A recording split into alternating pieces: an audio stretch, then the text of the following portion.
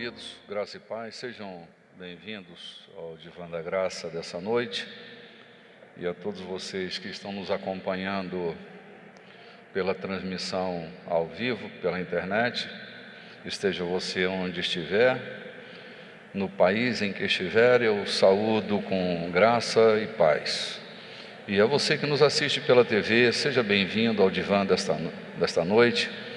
Que o Espírito de Deus gere segurança, conforto e estabilidade na sua fé. E a todos vocês que de maneira presencial estão aqui para o nosso encontro dessa noite, sejam muito bem-vindos. Eu saúdo com paz. Esta noite, eu reservei um assunto para a gente poder conversar. E o tema da minha reflexão essa noite é cingindo a minha mente. Eu quero pedir que você abra a sua Bíblia, se você tem uma e trouxe para a sua leitura.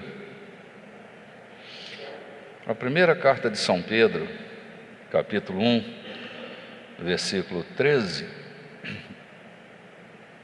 diz assim: portanto, cingindo os lombos da vossa mente, sede sóbrios e esperai inteiramente na graça que se vos ofereceu na revelação de Jesus Cristo. Ponto. Aqui é uma vírgula, mas eu quero pontuar. São Pedro está falando de uma atividade mental, e o que está na mente dele é uma preparação do exército romano, que na sua equipagem eles cingiam o lombo para fortalecer e estabelecer firmeza em toda a estrutura do soldado. Com o lombo cingido, ele estava preparado para a batalha. Sua estrutura não ia ceder diante da pressão da batalha. E São Pedro está falando dos lombos da mente. Ele está usando um ente imaterial, que é a mente. Eu tenho dito para você que nós temos um cérebro, que é um ente material. O cérebro você bota em cima de uma bancada, você pode estudar os hemisférios, pode compreender o funcionamento físico, né, do movimento cerebral, você pode sondá-lo de outra maneira, vendo como a energia elétrica funciona dentro do cérebro, como os açúcares eles funcionam para gerar esta fonte de energia cerebral. Mas a mente não é um ente material. A mente é um ente imaterial, você não pode pegar na mente. É uma energia que brota do ser humano.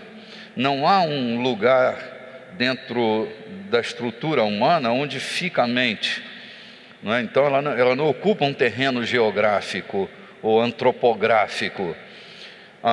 E Pedro está dizendo que os irmãos deviam cingir, colocar um cinto para dar firmeza na mente. Então a gente precisa parar para pensar na sabedoria apostólica e entendermos uma coisa: se nós tivermos mentes volúveis, nossas vidas serão volúveis, porque o que governa a nossa vida é a nossa mente. Se nós tivermos uma estrutura frágil na nossa mente, nós teremos uma vida frágil. Você precisa ter firmeza no que pensar. Nesta trilogia humana, a gente vem trabalhando nessas quartas-feiras sobre essa trilogia do corpo, da alma e do espírito. Se a sua alma, que faz parte desse complexo dos pensamentos e dos sentimentos, se ela não estiver organizada, você também igualmente será desorganizado. Se você não for organizado pelo lado de dentro, você será desorganizado do lado de fora. E não importa quanto dinheiro você tenha, em que escolas você estudou, qual é a influência da sua família nesta terra, se você não for bem orientado e firmado pelo lado de dentro, você será um fracasso pelo lado de fora. Você terá relacionamentos fracassados, você terá uma vida profissional fracassada, mesmo que você tenha todos os recursos do mundo para ter o maior sucesso. Você precisa ter cuidado com seu mundo interior. Seu mundo interior, ele é tão importante quanto o mundo exterior.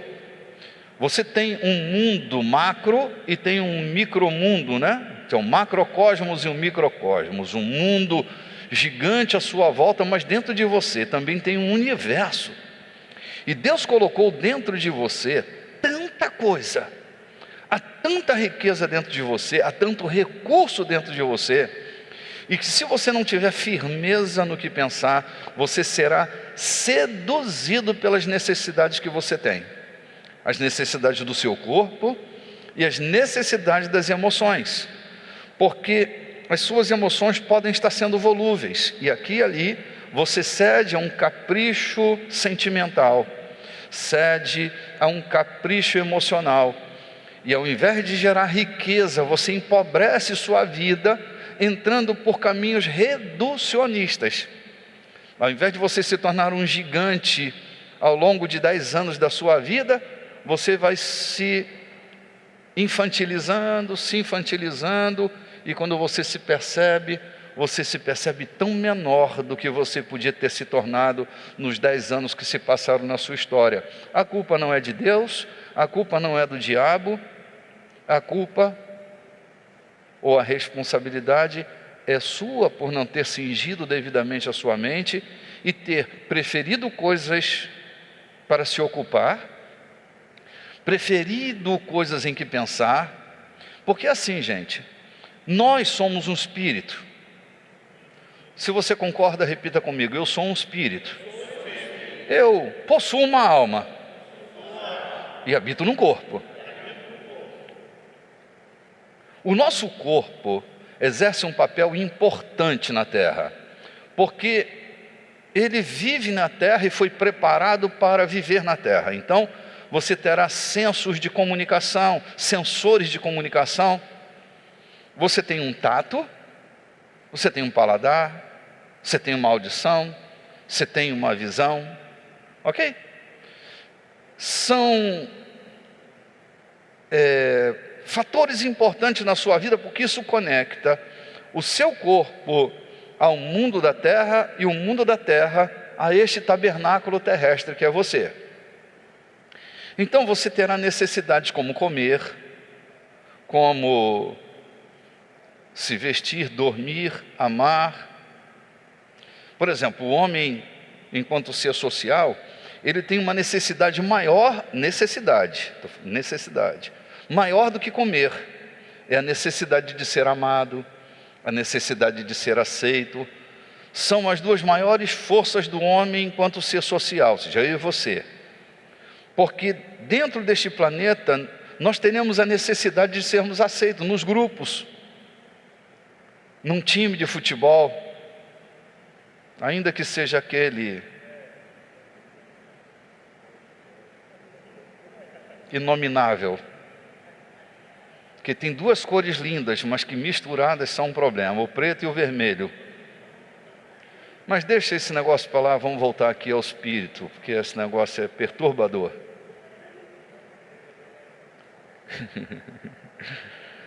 Então, você não pode misturar as estações.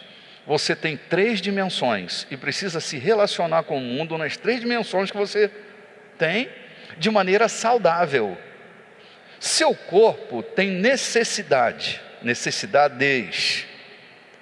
de se alimentar, mas tem que ter cuidado com uma boa dieta, porque se você não tiver uma boa dieta, seu corpo adoece, baseado na necessidade de comer, mas come mal,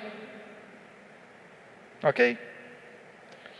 Seu corpo tem outras necessidades, e dezenas de outras necessidades, como necessidade de biológicas, químicas, como a necessidade sexual. Está aí em você. Mas se você não exercer controle sobre o que come e com quem você se relaciona, acabou sua vida. Você vai viver uma vida desse tamanho. Uma subvida e não uma supra-vida. Vai viver uma vida miúda, reduzida aos caprichos de uma necessidade.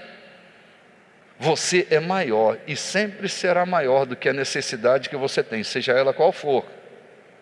Porque você não é um corpo, você está num corpo. E se eu não entender a relação da tridimensionalidade, em algum momento eu vou achar que eu sou um corpo. Eu sou um corpo que tem necessidades e vivo pela necessidade do corpo. Quando Jesus, lá no deserto, diz ao inominável, o técnico daquele time, não vou parar com as ofensas, mas é que é difícil na minha cabeça, é difícil controlar isso. Quando ele diz para o inominável no deserto, o homem não vive só de pão. Jesus não está excluindo a realidade de um homem necessitar de pão. O que ele está dizendo é que um homem é maior do que a necessidade que ele tem.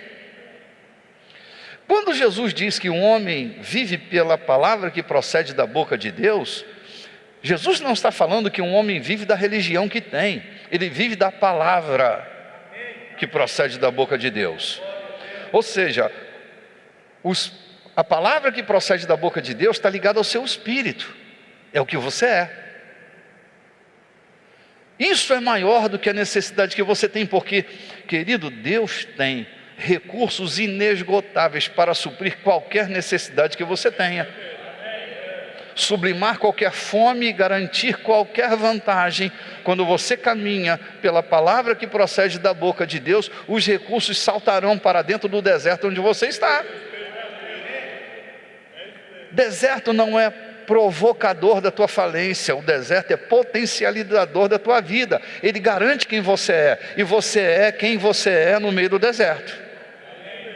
Se você vive na dimensão das necessidades do corpo, logo o deserto vai revelar o tamanho que você é do tamanho da necessidade que você tem. Mas se você está migrando de natureza, e está assumindo a natureza de uma pessoa maior do que a necessidade que tem, o deserto vai mostrar quem você é. Você se lembra lá no deserto como Deus tem escondido no bastidor do deserto anjos. E quando Jesus se firma na palavra que procede da boca de Deus, a necessidade dele está ali. Mas quando Jesus declara isso, a cortina se abre e da coxia, os anjos entram no deserto trazendo pão e trazendo água para alimentar Jesus. Ou seja, Deus tem no chamado da tua vida qualquer necessidade que você tiver em qualquer área da sua vida, no seu corpo, na sua alma ou no seu espírito. Então viver abaixo do que Deus espera de você é viver reducionistamente, é romper com o teu ser e viver numa dimensão muito restrita da sua vida. O dia que eu entendi que eu sou maior do que qualquer necessidade que eu tiver, a minha mente mudou, meu coração mudou, minhas expectativas mudaram, minha vida mudou. Eu continuo tendo necessidades, só que minhas necessidades não me tornaram reféns delas. Mas a sua natureza precisa ser ampliada. Eu hoje estou falando sobre esta outra dimensão sua alma. Quando São Pedro diz, cinja os lombos da sua mente, é que parece que a batalha está travada aqui, nesse ente material chamado mente. E se a gente quer considerar um lugar para a mente, sim, não deveríamos, mas vamos tentar conceituar que a mente está aqui, só para a gente fazer uma associação, tá? A batalha está entre os ouvidos, a batalha está na sua mente. E se você não tiver uma mente preparada, ou seja, Se você não exercitar devidamente a sua mente, você pode se machucar pelo meio do caminho. Acho que foi quarta-feira ou domingo agora, eu estava dizendo para você que no processo de hipertrofia do músculo, né, na academia, domingo eu estava com dificuldade de caminhar, porque eu estava com meus músculos necrosando, em processo de necrose, para que novos volumes pudessem surgir. Dá para perceber já não? Não? Mas já vai. Porque quando você vai para uma academia malhar, precisa estar preparado, vai sentir dores, porque os músculos vão começar a receber tanta pressão que eles vão necrosar. E o próximo capítulo, se você aguentar o tranco, esses músculos vão deixar você mais bem disposto, vai começar a se evidenciar esse novo corpo que vai surgindo a partir dessa malhação. Na mente não é diferente. Há uma mente em nós que precisa apodrecer para que a mente de Cristo comece a aparecer. E se você não estiver disposto a viver um tempo de desconforto, e o desconforto é essa transição que às vezes é difícil, porque você está acostumado a deixar a sua mente governar a sua vida, você não governa a mente. Nós vivemos numa escola de vida, onde a mente governa a vida, e você não governa a mente. Mas se você não se habituar a dar ordens à sua mente, para que ela pense de maneira focada naquilo que tem que ser pensado, em algum momento você vai se distrair, e essa distração pode ser uma concessão aberta na sua vida, para você nunca mais conseguir voltar ao padrão original, compreende? Não estou me esforçando muito, mas eu quero só saber se eu estou sendo entendido com clareza. Isso não quer dizer que você tem que concordar, eu estou dizendo que eu gostaria que você me entendesse com clareza.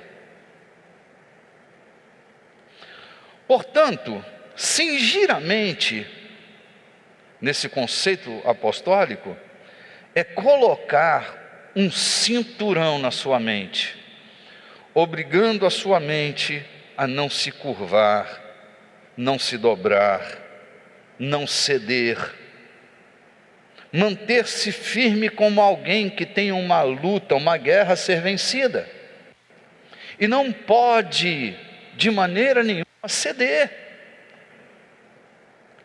Eu só queria ser um pouquinho carente nesse momento. Desista se você quiser. Suas carências não podem prevalecer sobre seu pensamento. Você precisa ser uma pessoa forte e decididamente forte. No livro do Apocalipse tem um conceito muito interessante, acho que é Apocalipse 3, se não me falha a memória, diz que havia um cavaleiro branco e ele descia montado num cavalo, não é? E ele vinha vencendo para vencer. 13? Não, eu não me lembro agora. Eu li essa semana esse texto do Apocalipse e estava me lembrando. Ele estava decidido e saiu vencendo para vencer. Parece uma redundância, mas essa expressão no gerúndio, vencendo, dá uma ideia de continuidade. É que suas pequenas vitórias diárias, elas vão repercutir sobre suas grandes batalhas futuras. Você precisa vencer todo dia, pequenas vitórias, pequenas batalhas, e é isso que vai fazer de você uma pessoa grande. Não subestime as pequenas coisas na sua vida. Pequenos detalhes nos levam à falência. Repeat, please. Mais uma vez. Não subestime os pequenos detalhes. Não subestime as pequenas coisas. Porque é vencendo as pequenas coisas que você se prepara para vencer as grandes coisas. São suas vitórias diárias que vão garantir a vitória final da sua vida. Portanto, precisa ter uma mentalidade decidida pela vitória. Se você não enxergar o pódio como seu lugar, você nunca vai assumir este lugar. Precisa ser seu foco. Sua vitória na vida como pessoa, e eu estou dizendo vitória na vida, é a vitória de um dia você se parecer com Jesus e ser muito semelhante a Ele. Nosso alvo é Ele. E a minha vitória é terminar os meus dias parecido com Ele. Eu não estou falando de dinheiro, de conta recheada, pois isso aí pode não ser vitória, pode ser uma derrota. Eu não estou falando com a mentalidade de pobreza. Eu estou te dizendo que você precisa estar decidido no seu alvo de vida, na sua grandeza de vida, a vencer todo dia um pouquinho, até que você vença a sua batalha final. Porque, querido, nós estamos sendo treinados por Deus para reinarmos em vida.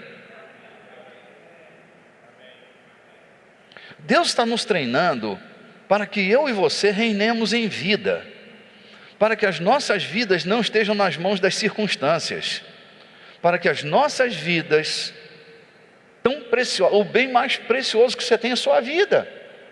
E às vezes a gente entrega a vida da gente a uma necessidade qualquer, e corrompe completamente o trajeto da nossa vitória, porque às vezes a gente acaba convivendo com dores que vão levar a gente para o quarto escuro. A depressão pode ser uma porta aberta agora para você. Então precisa governar a sua mente, precisa governar seu corpo e precisa governar a sua mente. Precisa tomar algumas decisões. E eu quero voltar a um assunto que eu tenho compartilhado com você. É que para que você se tornasse uma pessoa vitoriosa, Deus colocou um monte de recurso dentro de você. Você não é uma casca, uma vazia. Deus encheu você de recursos. Vamos tentar pontuar alguns aqui. Quando Deus decide que você fosse semelhante a Jesus, Ele colocou dentro de você o seu espírito. Entrou dentro de você. Não vi, é igualzinho o ar que tu respira que tu não vê também. Não está respirando? O Espírito de Deus entrou dentro de você. Você agora tem a divina semente, o divino sêmen, o divino esperma, entrou dentro de você, fecundou o seu espírito, aquele adâmico caído, no pecado eu nasci, na iniquidade minha mãe me gerou, a contaminação, Ele colocou o espírito dele expulsando de você a semente adâmica, colocou o espírito do último Adão dentro de você. Então você tem o espírito de Cristo, imagino eu. Com esse entusiasmo todo, eu estou cheio de fé aqui. Vocês estão tão entusiasmados, me emociona tanto ver esse entusiasmo de vocês. Ele não só colocou o espírito dele, como se já não bastasse. Você pode vencer e superar qualquer drama que a vida lhe proporcionar, porque o mesmo Espírito que ressuscitou Jesus lá no Hades, lembra que Jesus foi parar no Hades por causa dos nossos pecados? Não é isso mesmo? Foi lá no Sheol.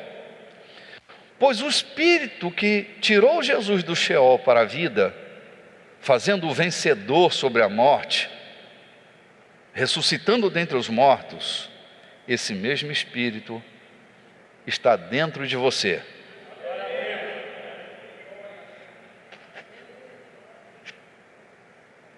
Bicho, mas eu nem sinto. Você sente o rim que está dentro de você? Está aí, tu não sente. Eu não tenho um rim, eu não sinto. Tenha um cálculo renal aí e você já vai saber o que é. Você tem, não precisa sentir para saber que você tem. Há coisas em nós que nós não precisamos sentir para saber que nós temos. Nós temos e ponto final. Entendeu? O Espírito de Deus está aí. Nós temos uma escritura. Nós temos um testamento que diz: eu entrei dentro de você e fiz morada dentro de você. Está aí, entrou dentro de você. Quer ver a hora que você sentir que o Espírito Santo está dentro de você? A hora que você tem um problema, a unção vem logo, logo. Porque está aí. Entrou dentro de você, nesse dia, entrou dentro de você o reino de Deus. Leia comigo a palavra reino. Ela é um fenômeno de duas palavras que se aglutinaram: domínio do rei. Reino é domínio do rei. Rei, no, domínio do rei. O domínio do rei entrou dentro de você.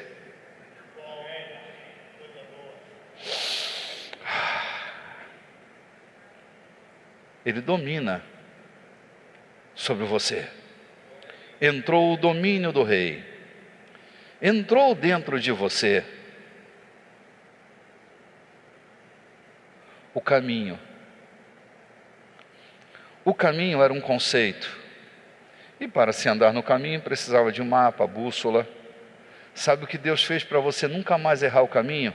Ele botou o caminho dentro de você. Você pode até errar no caminho, mas jamais errará o caminho.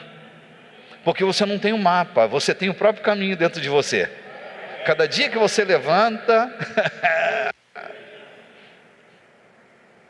Eu estou até com vontade de falar línguas estranhas aqui, viu? Ei, Baruque, Deus não colocou uma canequinha dentro de você, Ele colocou dentro de você uma fonte.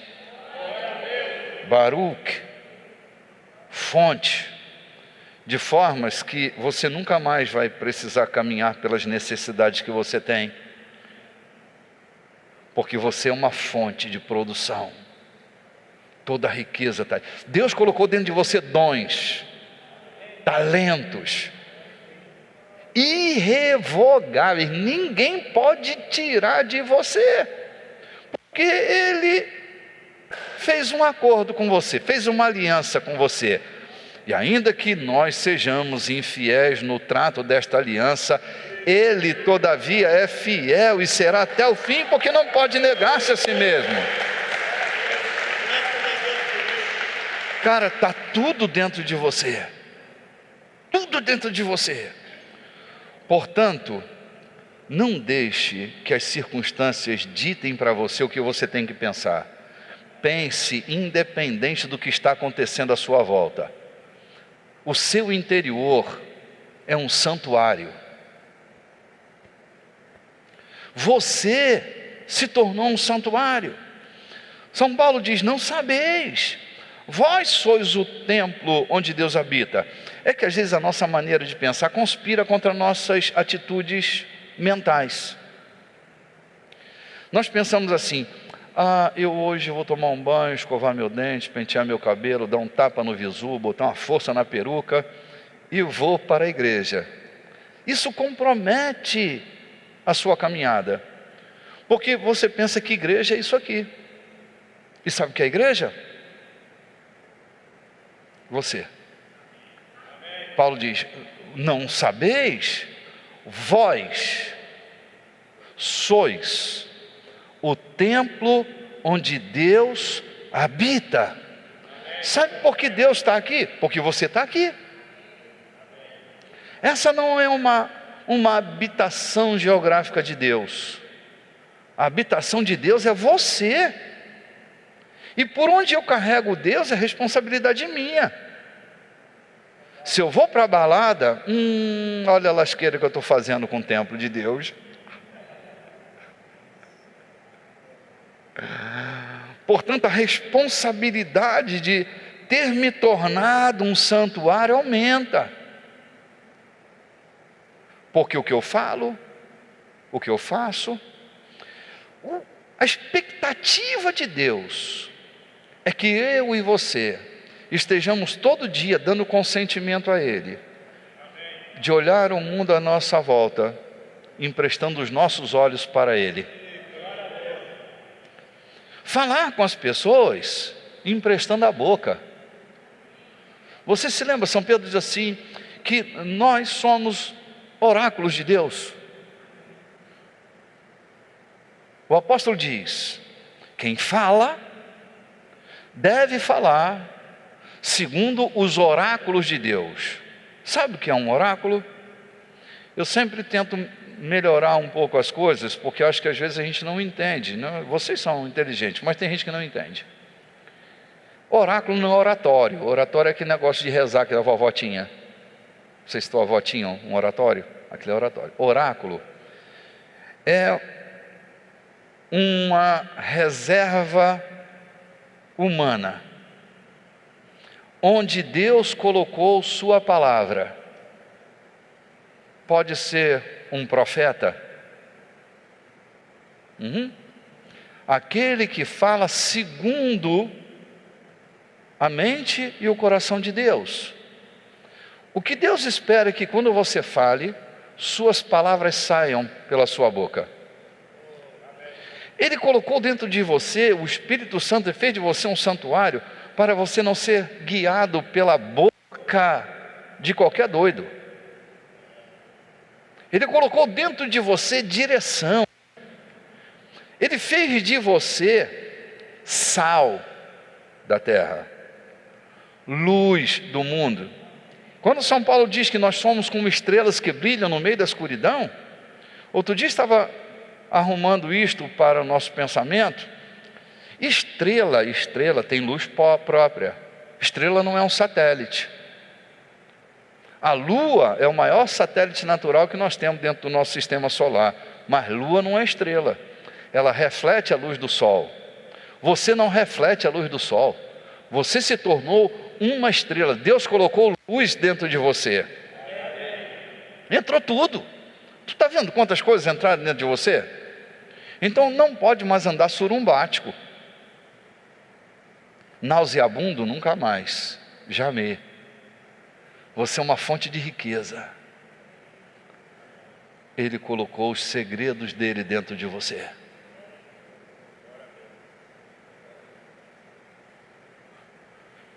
Please. Cinja sua mente. E não pense de maneira desfocada. Deus deu a você um alvo. Caminhe para lá. Ele suprirá cada uma das tuas necessidades. Ele levará você a viver uma vida digna e alto estilo, porque você se tornou parte da família real. Aqui na terra, você representa o Rei dos Reis. Você é seu representante real aqui na terra. Deve viver com uma mente digna, com um coração digno, usando a inteligência espiritual para governar os ambientes onde você coloca o seu pé. Mas você não será exitoso no caminho, viverá de uma maneira claudicante, manca, se você tiver uma mente livre. Há pensamento, gente, que não vai mais combinar com a gente. Nem devia estar aí. Não combina comigo. E eu fico ali gastando tempo com aquele pensamento. Aquilo que você mais gasta tempo, mais crescerá na sua vida. Então precisa se ocupar com coisas que realmente valem a pena investir seu tempo. A gente tem dito que há pessoas que hoje estão vivendo profundamente com coisas rasas. Coisa rasa, superficial, e fica ali gastando tempo. Tirando pétalas de margarida. Bem me quer, mal me quer, bem me quer. Minha filha, a fila anda, mete o pé na jaca, vai em frente. Tem coisas lindas esperando por você no futuro, e você fica aqui, morrendo todo dia. Viva todo dia, o Espírito de Deus está dentro de você. Viva na dimensão do Espírito, viva a grandeza da fé cristã. A fé cristã não tem aquele espectro da carochinha, né? Não tem nada que fazer, o que você vai fazer? Na religião. A fé cristã não é uma religião. O grande equívoco e a dor que eu sinto é que a gente olha para o Evangelho sob as lentes da religião e vai ver Jesus como um religioso, seu ensino como fé religiosa. Jesus é o Senhor da vida, não é o Senhor da religião. E a nossa relação com Deus é uma relação de vida, ela parte de dentro de nós, não é uma questão de religião. O que Deus quer é gerar tanta vida dentro de você, que você seja como uma fonte de água viva. É porque tentam nos frustrar, esse é um problema. É que quando tentam nos frustrar, a gente entra no ambiente da frustração e para por aí. Quando Jacó começa a cavar os poços, quando Abraão começa a cavar os poços, ele encontra um terreno que ele vai cavar. Mas ele deixa um mapa e uma herança para Isaac. Isaac vê, num determinado dia, fome sobre a terra, uma crise. Sabe o que é a crise? É o nome da sua vizinha? Tem muitas. Olha, esse negócio de crise está tão forte que as crianças dessa geração vai nascer um monte de crise. Seu nome, Crise Maria da Silva, Crise Antonieta, crise. No meio da crise, Isaac toma uma decisão, baseada no oráculo. Ele vai cavar os poços que o seu pai abriu. Só quando ele chega lá, os filisteus enterraram os poços dele. E agora, o que fazer? Eram poços artesianos, e ele dava para o gado daquele poço artesiano. Um dia Isaac dá ordem para os seus pastores cavarem um poço. Eu acho que eu vou aprender a dar ordem para os pastores a cavar poço aqui, eu acho que é uma boa ideia, né? A gente vai pagar menos da Semara agora, né? Não, caema. Quando eles estão cavando os poços, eles descobrem que os filisteus enterraram os poços. Tentaram frustrar a vida dos hebreus naquele momento. E de repente, uma pedra, e tem que dar trabalho. Porque assim, gente, quando a gente começa a ficar maduro, ter sucesso dá trabalho. Ixi, deu amnésia. O que eu falei agora? Sucesso dá trabalho. Se você quer ter uma vida sentimental bem-sucedida, prepare-se para trabalhar. Se você quiser uma vida profissional bem-sucedida, se você quer uma vida espiritual bem-sucedida, ok? Sucessivamente, prepare-se para trabalhar. E quando você vai crescendo, você vai vendo que a mamadeira não vem de graça. Depois tu começa a descobrir que ninguém almoça de graça. Tudo tem um preço a ser pago. Você começa a entender, caramba, para ter sucesso eu tenho que trabalhar. E os caras estão cavando aquele poço. Era um poço de água artesiana. De repente, a ferramenta de um bate num determinado lugar daquele poço. O cara dá um grito e diz: águas vivas.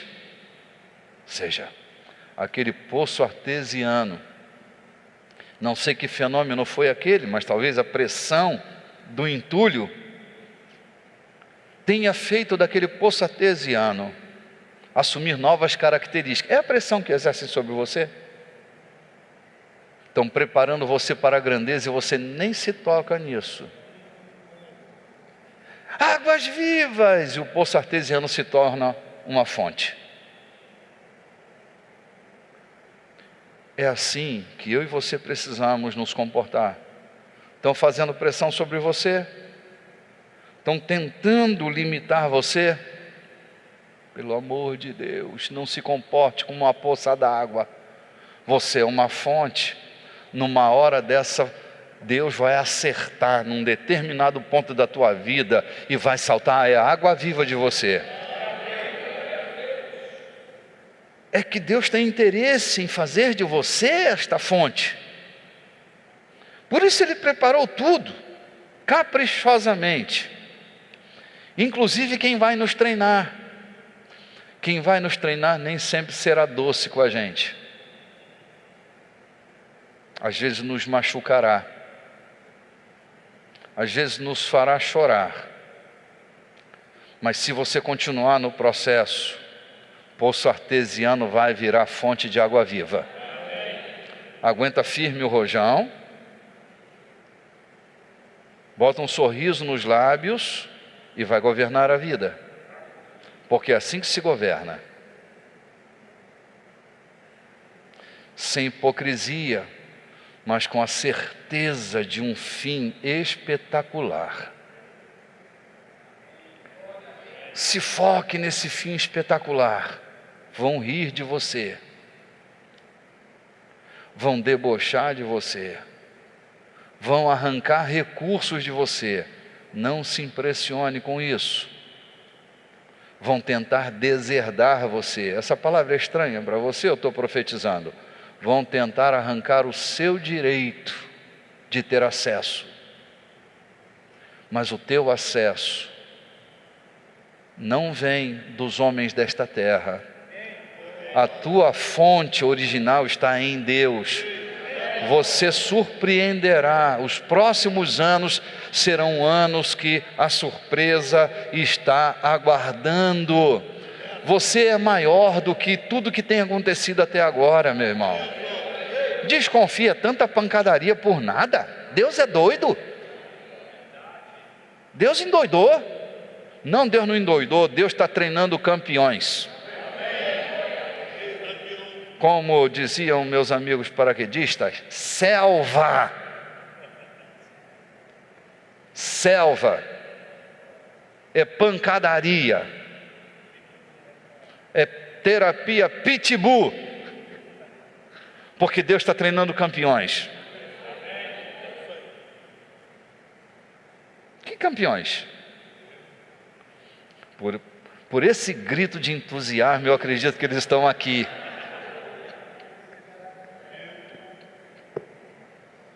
Uhul!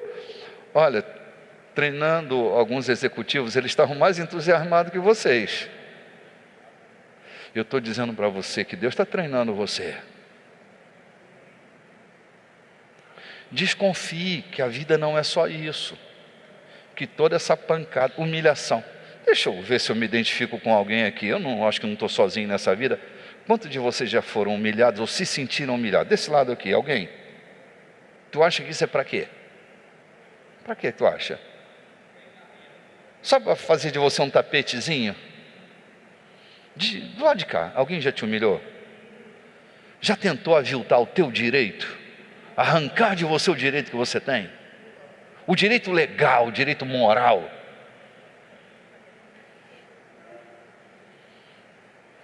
Eu vou te dizer uma coisa, Deus está levando a sério a tua vida. Muda a tua casa. Será que Deus não gosta de mim? Deus me abandonou. Você pirou, rapaz. Fumou alguma coisa? Cheirou, bebeu, injetou alguma coisa na veia? Ou na veia?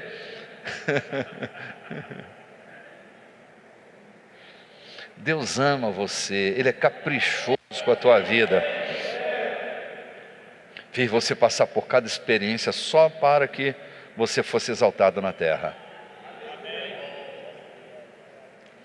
Aguenta um pouco mais. A tua hora está chegando. E não é recalque não. Eu estou dizendo que você tem que preparar a sua mente para isso. Cinja a tua mente. Porque numa hora você vai ser tentado a pensar como um bebê, como um refém. Coitado de mim. Se você pensar que você é refém na sua própria história, desista de vencer. Ninguém se moverá além dos limites da sua mente. Ninguém. Portanto, prepare. Quando vier pancadaria, levanta a tua cabeça e desconfie que o próximo capítulo pode ser o pódio que você espera. Não ceda. Não pense mais como um menino. O tempo está passando, bicho. Bicho não, irmão, a paz do Senhor.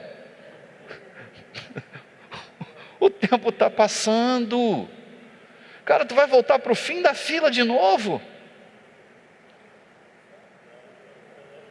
Eu quero voltar ao primeiro. Nunca tinha que ter saído de lá, seu doido. O primeiro amor deve ser o primeiro e o último, é o mesmo, é um amor só. tem que estar agarrado. Aguenta firme, cara, é assim mesmo. Quando se treina campeão, é desse jeito. Tu entraste numa fábrica de campeões. O reino de Deus não é uma fábrica de perdedores, não, é uma fábrica de campeões. Não entende? Pode se preparar, cara. Pode se preparar. Eu estou tentando olhar assim, olho no olho.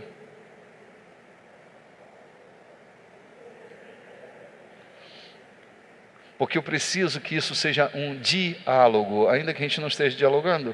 Eu estou monologando, mas eu pelo menos preciso dialogar com seus olhos.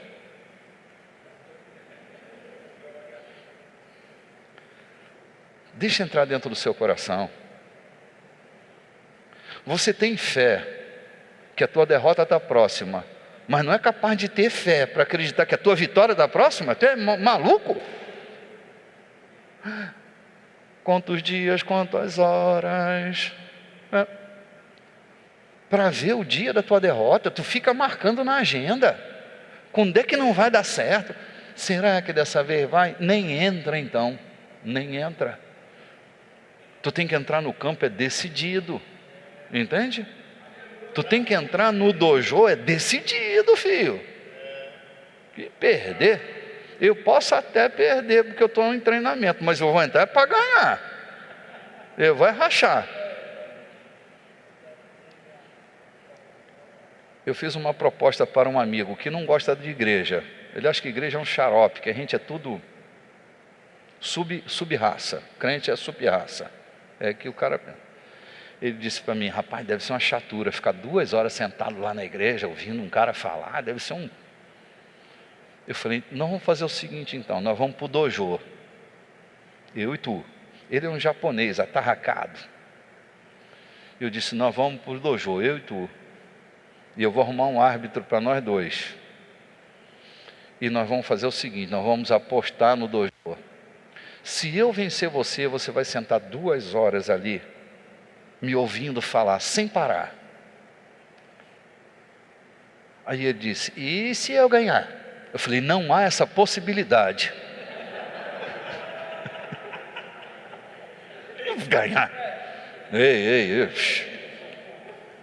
Não parece, mas eu tenho 50 e tantos anos de praia. Me ganhar? É ruim, hein? Eu já entrei para a academia, filho. Estou ali, Bira está me largando o sarrafo lá. Domingo eu jogava minha perna assim que eu não conseguia andar. A musculatura não respondia. Eu pensei que ia cair ali, ó.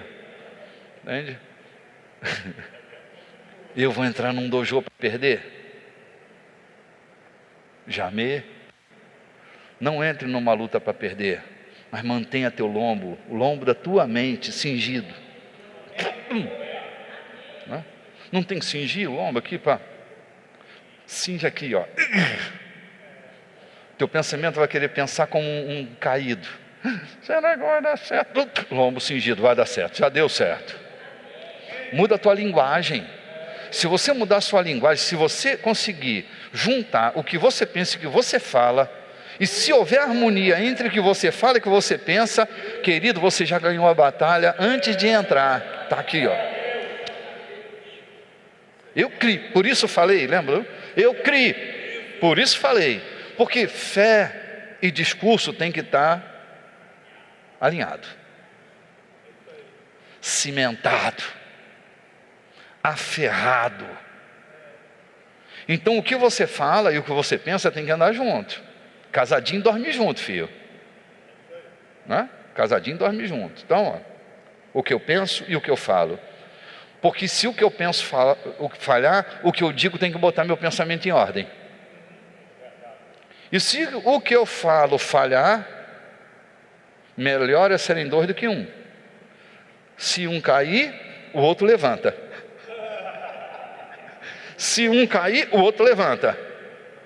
Então procure manter seu discurso alinhado com aquilo que você acredita. Porque o que você experimenta pode discordar do que você pensa e do que você fala. Então nesse momento você precisa vencer a zona de desconforto. Alinhando a sua mente, aquilo que você fala e aquilo que você vive pode ser sublimado já já. É uma questão de tempo. As montanhas vão ter que ceder. Você já ouviu alguém dizer, a fé remove montanhas? Alguém até disse que isso é um discurso bíblico, não é? Disse Jesus, se tiverdes fé, como um grão de mostarda, direis a este monte, monte, erga-te e lança-te no mar. Sabe do que Jesus está falando? O poder da fala. Se a sua fé, que pode ser do tamanho de um grão de mostarda, estiver alinhada ao seu discurso, não tem nada do lado de fora que vença você. Inclusive uma montanha. Tenha ela o nome que tiver. Pode se chamar gigante do Nepal, Everest. Pode se chamar Pico das Agulhas Negras. Pode se chamar Pico da Pedra Branca. Pode se chamar uma dificuldade, um negócio. Qualquer coisa pode ser uma montanha, mas você não nasceu para ser vencido pela montanha. Lembra da declaração de Edmund Hillary, quando diante do monstro do Nepal, ele olha para o Nepal e diz, Everest, tu me vencestes muitas vezes, mas temos aqui um problema. Você já cresceu tudo que tinha que crescer, mas eu estou crescendo todo dia e eu vou vencer você. Suas quedas fazem você crescer todo dia. Você está crescendo. Não desconfiou que você está crescendo? Aquilo que era uma montanha intransponível para os homens, pela primeira vez na vida desse planeta, no ano seguinte da declaração de Edmund Hillary, no ano seguinte, estava ele no pico mais alto do Everest, cravando sua bandeira.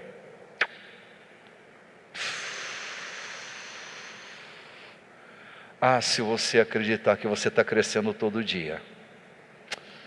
Ah, se você acreditar que o Everest já chegou no topo dele e que você está crescendo todo dia e vai vencer este Everest. Já já você vai colocar sua bandeira lá em cima. Mas para isso tem que treinar sua mente e dizer para ela focadamente no que ela tem que pensar. Cinja os lombos, não permita desvios, mantenha-se firme. A mesma água que você toma banho ou se banha, joga água no corpo, ou finge que faz, mas não faz.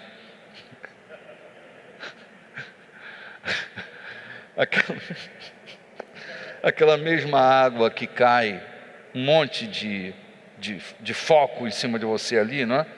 Aquela água difusa que cai do chuveiro, ela não machuca a sua pele, mas tente manter focado toda aquela saída de água e vai colocando isso num furinho só e tenta entrar ali debaixo. Vai entrar na sua cabeça e vai sair nas regiões escusas. Um furo só. Eles estão limpando o peixe, cortando carne agora com um fio de água. E as barbatanas duras de um tubarão são cortadas com um fio de água. O que é isso? Poder da concentração. Mantenha-se concentrado.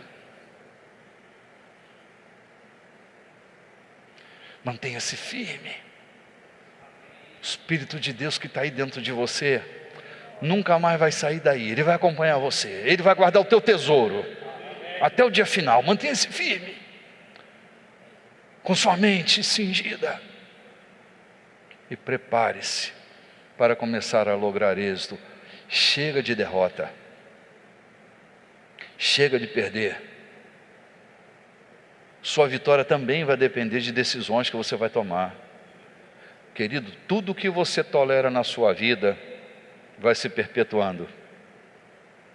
Tudo e todos. Há pessoas que já deviam ter saído da sua vida há muito tempo, mas tu fica tolerando.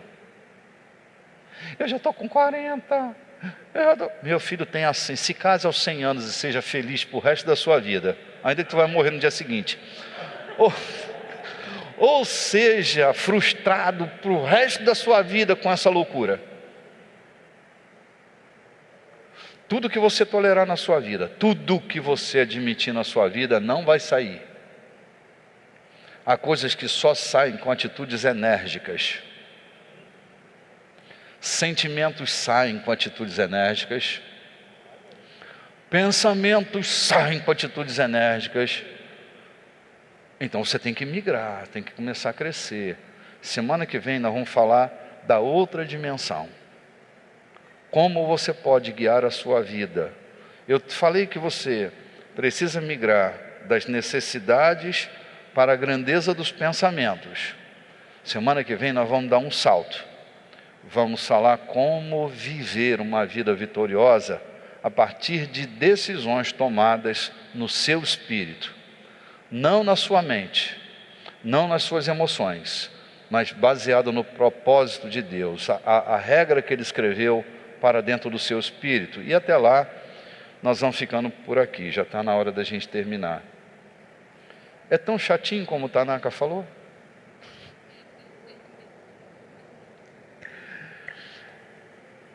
Se você me der ouvidos e um pouco mais de tempo, nós vamos governar esse planeta. Não desanime, não desista. Vamos nos firmar. Juntos nós podemos ir muito mais além. Não desanima.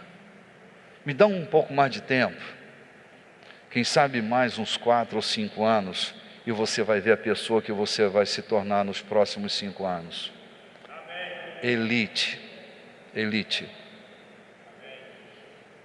Porque eu vou, prometo a você, trabalhar com muita seriedade num alimento sólido para você se fortalecer.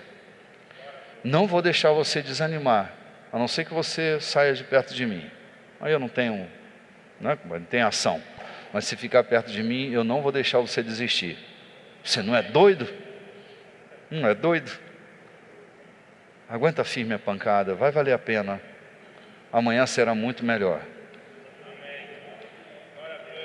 O que Deus tem preparado para você não se compara a tudo que já aconteceu na sua vida.